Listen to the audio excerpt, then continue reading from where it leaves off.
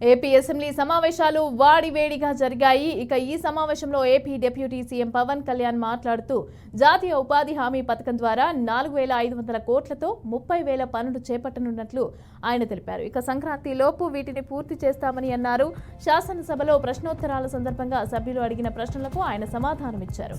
గతంలో వైకాపా హయాంలో ఉపాధి పథకం నిధుల మళ్లింపు అలాగే జాబ్ కార్డుల్లో జరిగిన అవకతవకలపైన కూడా విచారణ చేస్తున్నట్లుగా చెప్పారు.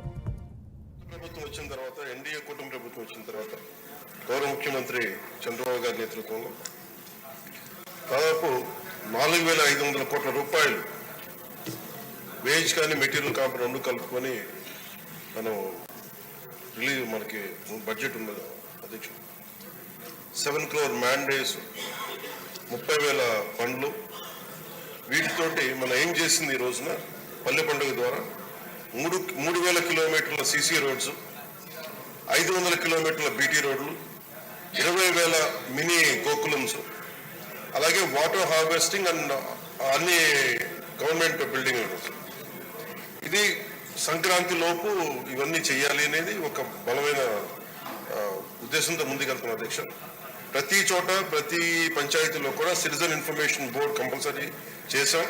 అలాగే వర్క్ సైట్ బోర్డ్స్ కూడా అన్ని వర్క్ సైట్స్ చేసాం అధ్యక్ష.